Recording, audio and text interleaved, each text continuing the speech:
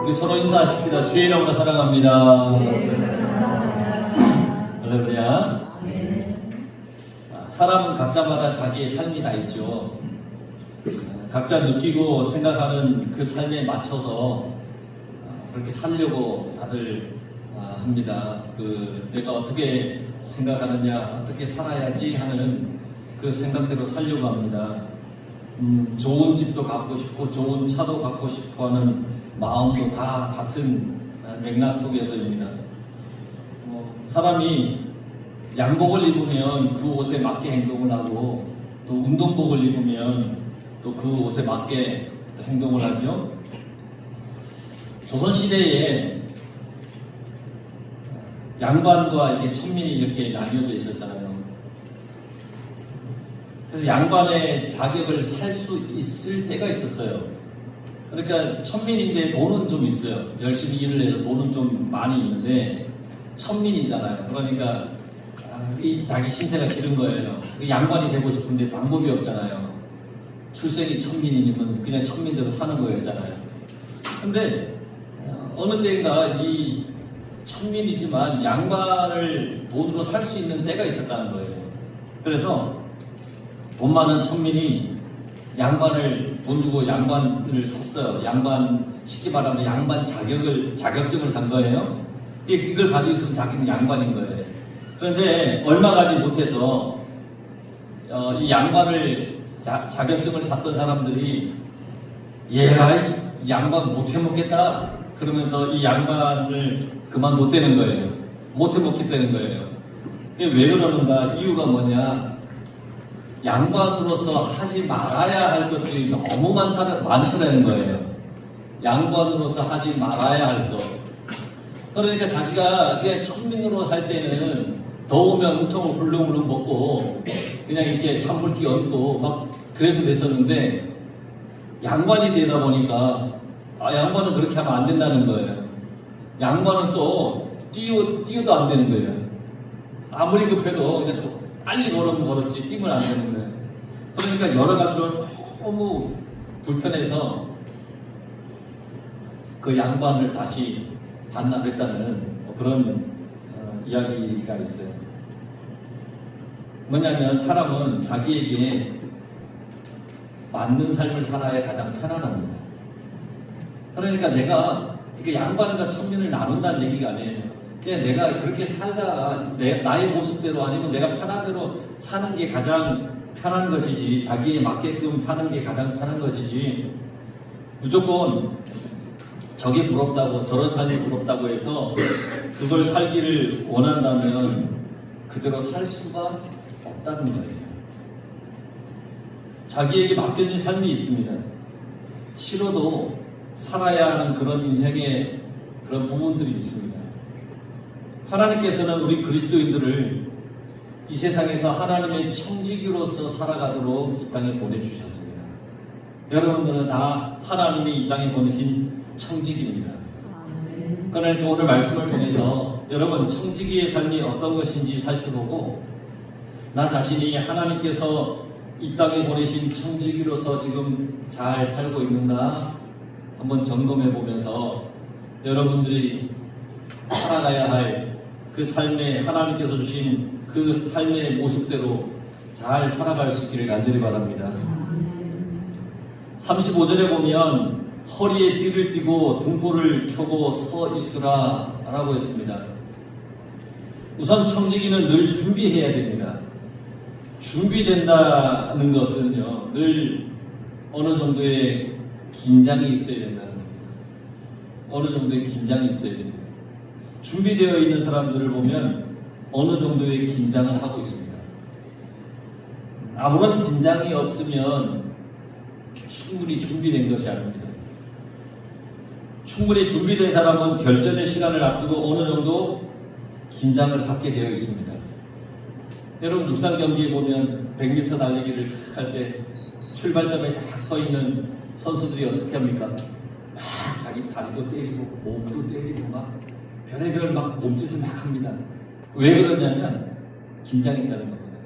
그런데 그 긴장이 최선의 실력을 발휘할 수 있도록 도와주는 겁니다. 그래서 어느 정도의 긴장을 하고 있는 겁니다. 그러니까 열심히 준비했기 때문에 어느 정도의 긴장감을 가지고 출발점에 딱 선다라는 겁니다. 그리고 최고의 어떤 실력을, 컨디션을 끌어올려서 최고의 결과를 낼 수가 있다는 겁니다. 예전에 어느 식당에 갔습니다. 시간은 한참 장사를 해야 될 시간입니다. 그런데 문을 열고 들어갔는데 그 순간 종업원들이 소파에 덩그레 누워있는 겁니다. 식당에는 손님이 하나도 없고 분명히 지금 한참 바쁜 시간인데 들어갔더니 종업원들이 소파에 달라당 누워있는 거예요. 그래서 그걸 보는 순간, 야, 손님이 올 것을 대비해서 아무것도 준비하지 않은 자세이잖아요. 장사를 잘 해야겠다는 긴장감도 없는 거예요. 그래서 그 집에서 그냥 나왔습니다. 그 모습을 보고. 그 집 음식 맛이 뻔하지 않겠습니까? 종업원이 일할 준비도 안 되어 있는데, 그리고 옆집에 가서 음식을 먹으면서 그 사장님한테 조금 전에 그냥 나왔던 그 집에 대해서 물어봤어요. 저 집은 또 어떤 집이냐고. 들어갔더니 이러저러 해서 그냥 와서 이 집에 왔는데 어떤 집이냐고 물어봤더니, 그 집 주인 벌써 벌써 몇 번이나 바뀌었다는 거예요. 저렇게 망한 이유가 있었구나. 늘 긴장하고 늘 준비하는 그런 삶의 태도, 신앙의 삶을 우리는 살아가야 됩니다. 허리에 띠를 띠라고 했습니다. 허리에 띠는 여행을 위한 준비의 표시입니다. 허리에 띠를 띠는 것. 그리고 봉사의 표시입니다. 여러분, 외국의 호텔이나 식당에 가면 일하는 사람들의 허리에 이렇게 띠를 띠고 있는 것들을 많이 여러분들이 봤을 겁니다. 허리에 이렇게 띠를 띄어요. 그 허리에 띠를 띠는 것은 일할 준비가 되어 있다는 겁니다. 그럼 나는 일할 준비가 되어 있는 사람입니다 라는 겁니다. 나도 늘 주의 일을 할 준비가 되어 있어야 됩니다. 주님을 맞을 준비가 되어 있어야 됩니다. 등불과 함께 기름을 준비한 지혜로운 다섯 처녀처럼 여러분 항상 주님을 맞을 준비를 하시기 바랍니다.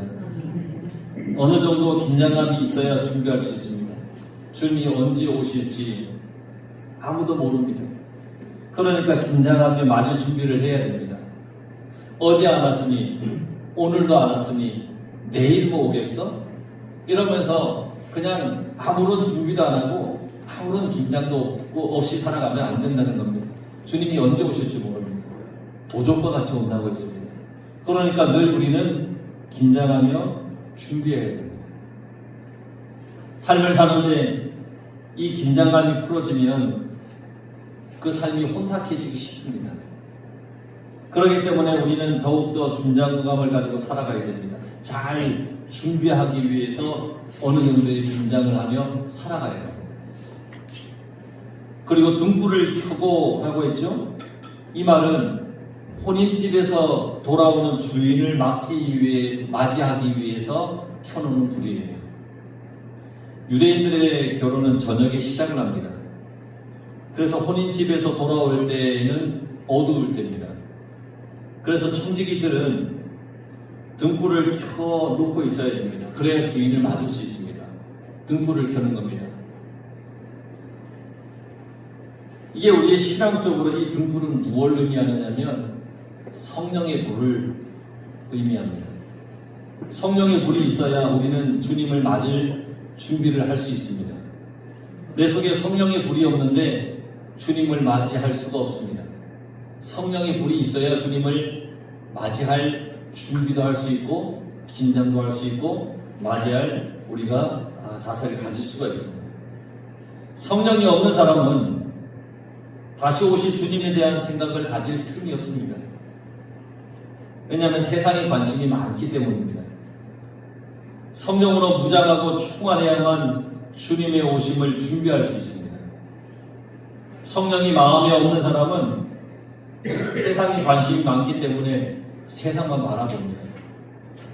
그러니까 여러분 마음속에 성령의 불을 켜서 주님께서 오실 그날을 잘 여러분 준비하며 살아가시길 바랍니다. 그리고 서 있으라고 했습니다. 서 있으라. 이건 기다리는 사람의 자세입니다. 서 있는 겁니다. 기다리는 사람은 그 사람이 오기를 서서 기다립니다. 언제 주인이 올지 모르는데 넉넉고 있다가 아니면 편히 앉아 있을 수 없습니다. 언제 올지 모르니까 서서 기다린다는 겁니다. 그러니까 서서 기다리는 것은요, 겸손하다라는 얘기입니다. 겸손한 겁니다. 주인을 기다리는데 감히 앉아서 기다릴 수가 없는 겁니다. 겸손히 서서 기다리는 겁니다. 주님을 기다리는데, 여러분, 주님이 다시 오실 주님을 우리가 기다리는데 예배도 안 드리고 기도도 안 하고 있으면 되겠습니까? 안 되는 겁니다. 그래서 우리가 믿음으로 신앙에 서 있는 것은 예배를 드리고 주님께 기도하며 살아가는 것을 얘기하는 것입니다. 그러니까 서 있다라고 하는 것은 완전한 준비를 갖추라는 겁니다. 다 갖추라는 겁니다. 여러분, 우리는 늘 성령 충만하고 말씀 충만하고 또 믿음에 충만한 자세로 늘 준비하여 살아가야 됩니다. 그래서 이 청지기는 누구냐? 기다리는 사람입니다. 깨어 있어야 기다릴 수 있습니다. 잠이 든 사람은 기다리지 못하는 사람입니다. 어떤 사람은 우스갯소리로 이렇게 얘기를 합니다. 난 자면서 기다렸어요. 여러분, 자면서 뭘 기다립니까? 자는 사이에 주인이 돌아와서 직접 문을 열고 들어가면 그게 기다리는 것 아니잖아요.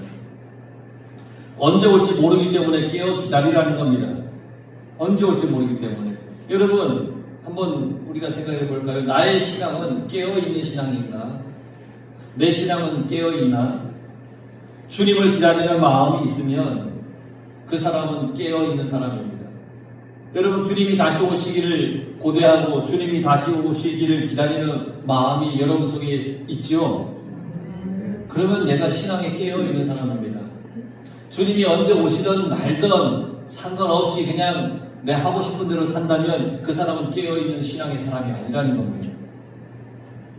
우리는 주님이 다시 오시기를 늘 고대하며 기다리며 사모하며 그렇게 살아야 합니다. 이렇게 주인이 돌아왔을 때 종이 깨어있는 것을 보면 주인이 그 종을 복되다라고 여겨줍니다. 심지어 주인이 허리에 띠를 띠고 주인이 허리에 띠를 띠고 종을 앉히고 그리고 수종을 든다고 그랬습니다. 주인이 시간 2경이나 3경에 와도 깨어 있으면 그 종도 복되다 그랬습니다. 로마의 시간을 얘기하는 겁니다. 로마는 이 밤을 4경으로 나누었습니다. 1경은 저녁 6시에서 9시, 2경은 저녁 9시에서 밤 12시, 3경은 밤 12시에서 새벽 3시, 4경은 새벽 3시에서 아침 6시 이렇게 나뉘어져 있습니다. 그러니까 한밤중에 주인이 왔는데 그때도 안 자고 기다리는 종은 복이 있다고 했습니다. 이 사람은 충실한 종입니다. 칭찬받는 종입니다. 주인이 언제 올지 모르는데 깨어있는 겁니다. 여러분, 새벽 1시, 2시까지 깨어있어 본 적 있습니까? 쉽습니까? 참 어렵습니다. 얼마나 어려운지 모릅니다. 그 시간은 정말 어렵습니다.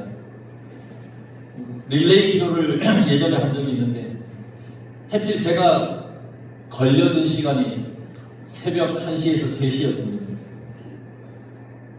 이제 막 일부러 한 게 아니라 막 랜덤으로 막 했는데 아예 해필이면 새벽 1시에서 3시까지입니다. 충분히 할 거라고 생각했는데 1시에 딱 이제 기도 끝난 사람과 교체해서 교회에 가서 앉아서 이렇게 있는데요. 이야, 10분 지났더니 갑자기 막 졸음이 쏟아지기 시작을 하는데 어쨌든 3시까지는 눈을 바짝 뜨고 찬송을 하든 기도를 하든 성경을 읽던 그 자리를 자지 말고 지켜야 되는데 얼마나 어려운지 몰라요. 근데 제 뒤에 이제 순서 있는 권사님이 저를 불쌍히 여겨서 그러는가 어쨌든가 30분 빨리 와줘가지고 감사하긴 했지만, 그러니까 이 밤에 깨어있다라는 것은 정말 쉽지 않은 건데, 그런데 그래도 그때 깨어서 주인을 기다린다는 것은 그 종은 아주 복이 있는 종이라는 겁니다. 주님이 오실 때에 믿음이 깨어있고 믿음으로 깨어있는 사람은 그 사람은 복이 있는 사람입니다. 구원의 자리, 천국의 자리에 들어가기 때문에 그 사람은 복이 있다는 겁니다. 내가 하나님을 향하여 드리는 예배, 또 기도의 시간, 여러분들이 사는 모든 인생의 시간을 의미 있게 보내십시오. 깨어 있으십시오. 주님을 맞을 마음의 그런 자세로 살아가시길 간절히 바랍니다. 지금 주님이 곧 오실 것이라는 이 종말론적인 신앙으로 살아야 진정한 청지기로 믿음의 자녀로 살아갈 수 있습니다. 종말이 아닙니다. 종말론적인 신앙입니다. 곧 주님이 오신다는 그 마음으로 살아야 우리가 깨어 있을 수 있다는 것입니다. 또 말씀에 39절에 집주인이 도둑이 언제 들지 않았다면 그 집은 절대 도둑이 뚫지 못한다 그랬습니다. 주님께서 도적같이 오리라고 하셨기 때문에 우리는 항상 깨어서 준비해야 됩니다. 그렇다면 청지기인 나는 어떻게 깨어서 준비해야 하나? 청지기는 주인의 재산, 또 주인의 종들, 주인의 자녀들까지 관장했던 사람이 청지기입니다. 그러니까 굉장히 많은 것을 관장을 했죠. 청지기 손에 닿지 않은 곳은 거의 없었다고 보면 됩니다. 그래서 청지기는 우선 신실해야 됩니다. 맡겨진 일에 진실해야 됩니다. 거짓으로 하면 안 됩니다. 속임수로 해서도 안 됩니다. 진실하게 신실하게 해야 됩니다. 신실하다라는 뜻은 믿음직하고 착하다라는 뜻입니다. 믿음직하고 착하다. 어떤 일을 맡겨줘도 이러해야 됩니다. 여러분들에게 어떤 일이 맡겨져도 늘 신실하시길 바랍니다. 교회에서도 마찬가지이고 여러분들이 살아가는 직장이든 일터에서도 늘 신실하시길 바랍니다. 어떤 일이 맡겨져도 그래야 됩니다. 사람을 이렇게 세울 때 가장 많이 고민하는 것 중에 하나는 그 사람이 신실한가를 보는 겁니다. 신실한가? 믿음직한가? 맡은 일에 착실한가? 어떤 사람은 볼 것도 없이 맡기는 그런 사람도 있습니다.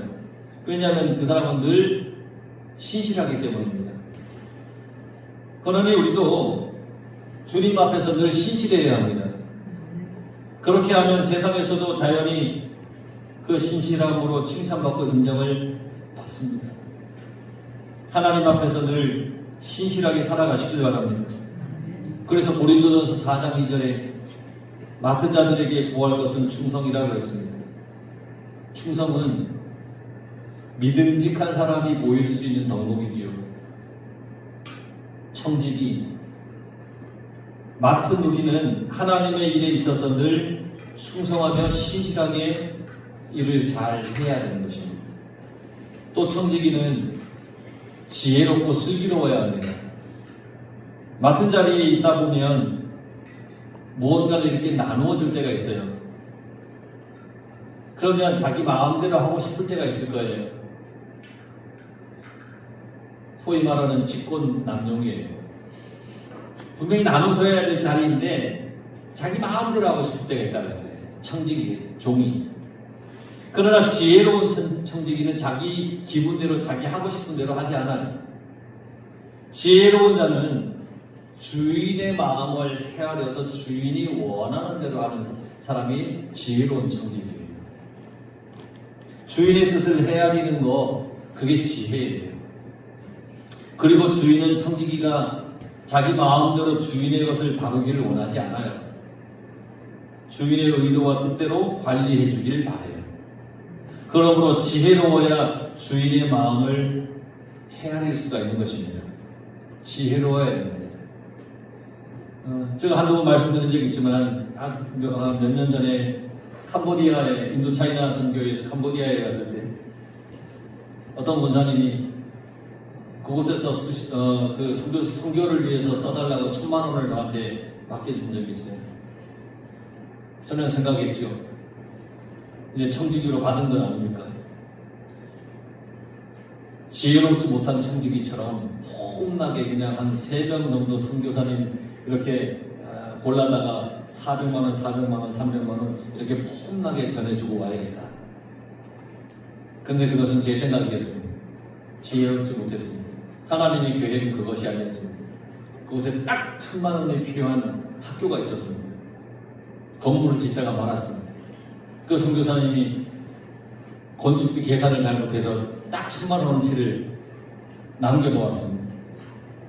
하나님이 저기에 갖다 주라고 하셨고 그때 깨달은 거죠. 하나님의 뜻은 저기 있어.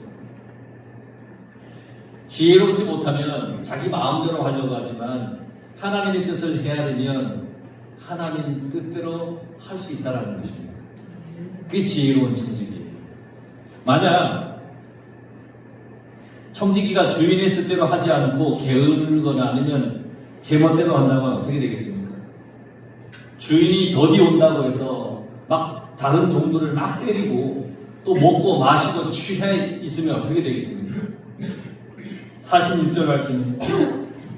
생각하지 않은 날 알지 못하는 시각에 그 종의 주인이 이르러 엄히 때리고 신실하지 아니한 자의 받는 벌에 처하리니. 아까 청지기의 자세가 신실해야 된다 그랬잖아요. 근데 그렇게 그 신실하지 못한 종은 벌을 받게 된다는 겁니다. 그에 따른 벌이 분명히 있다는 겁니다. 주인의 뜻을 알고도 그 뜻대로 준비도 안 하고 행하지도 않으면 많이 맞는다고 그랬습니다. 알지 못하고 맞을 일을 행하면 적게 맞는다 그랬습니다. 그러니까 알고 안 해도 맞고 모르고 맞을 일을 해도 맞아요.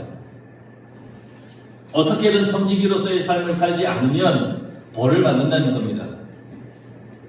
알고도 안 하는 것은 신실하지 못한 자세이고 모르고 그렇게 한다면 지혜와 슬기가 없는 자세라는 겁니다.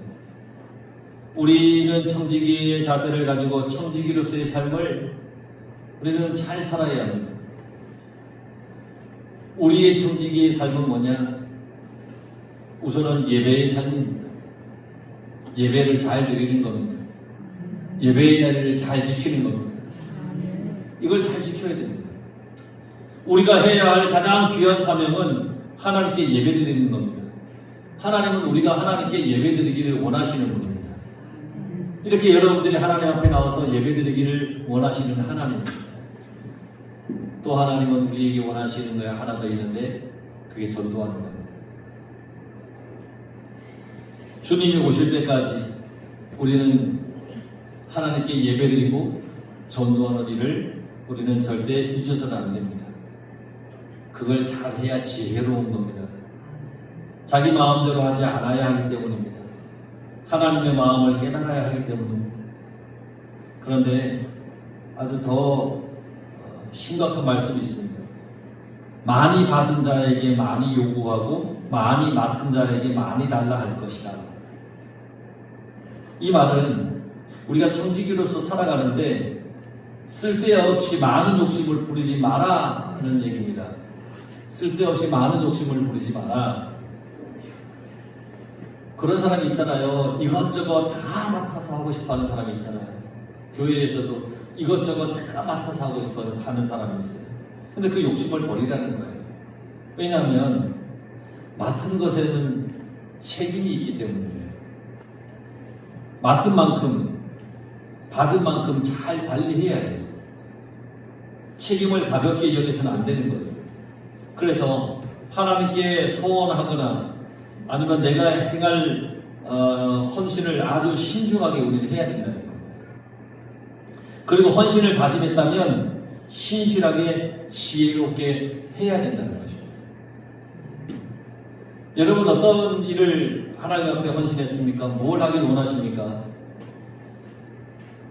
욕심 부리지 말고 정말 내가 할 수 있는 것을 하나님 앞에 헌신하며 행하며 살아가시기 바랍니다.